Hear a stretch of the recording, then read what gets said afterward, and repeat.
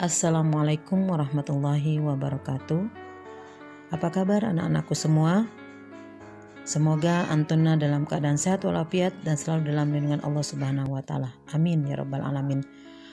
Alhamdulillah, pada hari ini kita masuk ke pertemuan kedua dalam pembelajaran fikih. Dan dalam pertemuan kali ini kita akan membahas tentang toharoh. Pengertian toharoh. Toharoh berasal dari kata toharoh yathuru tuhron wa toharotan yang berarti bersih. Sedangkan secara istilah adalah menyucikan diri, pakaian, dan tempat dari hadas dan najis. Maksud menyucikan diri, pakaian, dan tempat dari hadas dan najis adalah ketika seseorang dalam keadaan hadas dan terkena najis pada dirinya, pakaiannya atau tempatnya, kemudian dia menyucikannya, maka pekerjaan itu disebut dengan toharoh. Contohnya, seseorang terkena darah, kemudian dia menyucikannya sampai hilang warna, bau, dan rasanya, maka seseorang itu telah melakukan toharoh. Contoh yang kedua, seseorang dalam keadaan sholat, kemudian buang angin, kemudian dia berwudu, kegiatan tersebut disebut menyucikan dari hadas. Dengan demikian, seorang tersebut telah melakukan toharoh.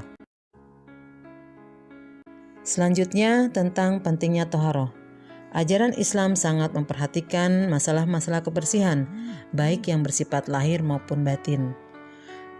Surat Al-Baqarah ayat 222. A'udzubillahi minasyaitonirrajim. Innallaha yuhibbut tawwabina wa yuhibbul mutatahhirin. Sungguhnya Allah menyukai orang-orang yang bertobat dan mencintai orang-orang yang menyucikan diri.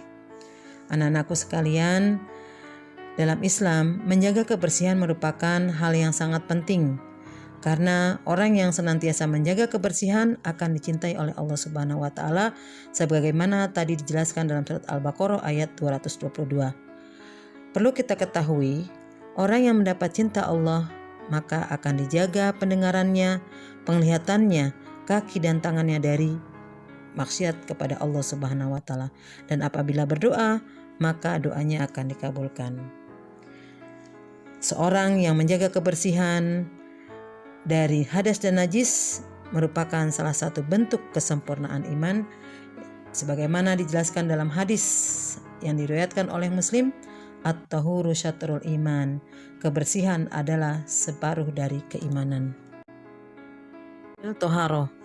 Anak-anakku sekalian, untuk mengetahui tentang hukum toharoh, kita memerlukan dalil. Dan dalil tentang toharoh terdapat di dalam Al-Quran surat Al-Baqarah ayat 222. A'udzubillahi minasyaitonirrajim. Innallaha yuhibbut tawwabina wa yuhibbul mutatahhirin. Sungguhnya Allah mencintai orang-orang yang bertobat dan mencintai orang-orang yang mensucikan diri. Dan juga terdapat dalam hadis yang diriwayatkan oleh Imam Muslim, at-tahuru syatrul iman. Sungguh kebersihan adalah separuh dari keimanan.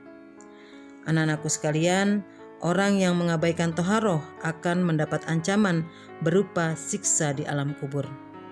Sebagaimana dalam hadis riwayat Muslim, marron nabiyyu sallallahu alaihi wasallam ala qabraini faqala innahuma la yu'adzabani wa ma yu'adzabani min kabirin amma ahaduhuma pakana yas'a bin namimah wa amma ahaduhuma pakana la yastatiru min baulihi thumma da'a bi'asibin ratbin fashaqqahu bithnaini fagharasa ala hada wahidan wa ala hada wahidan thumma qala la'allahu yukhaffafu anhuma ma lam yaibasa.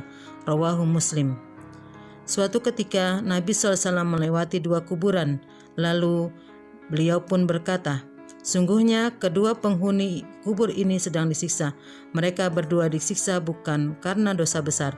Yang pertama disiksa karena suka mengadu domba, sedangkan yang kedua disiksa karena tidak berhati-hati terhadap cipratan air kencingnya.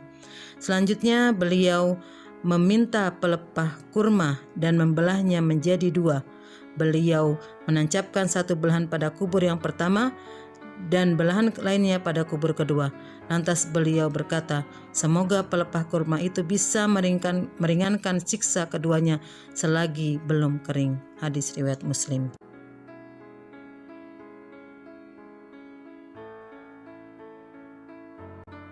Yang terakhir, pembagian toharoh. Toharoh dibagi menjadi dua. Yang pertama toharoh hissiyah, yaitu toharoh fisik, yaitu bersuci dari najis. Yang kedua toharoh iktibariyah, toharoh non fisik, yaitu bersuci dari hadas. Syariat Islam mewajibkan pada orang yang hendak sholat untuk membersihkan pakaiannya dan badannya dari najis dan hadas, sehingga mewajibkan kaum muslim untuk melakukan toharoh dari najis dan hadas ini. Nabi SAW bersabda, "Miftahus sholatit tahur, wa tahrimuhat takbir, wa tahliluhat taslim." Bersuci merupakan kunci dalam sholat. Takbiratul ihram merupakan pengharaman dalam sholat, dan salam merupakan penghalalan dalam sholat. Hadis riwayat Abu Daud, Tirmizi, Ibnu Majah, dan Syafi'i.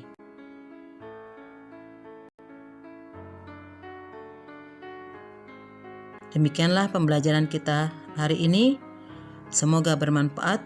Wassalamualaikum warahmatullahi wabarakatuh.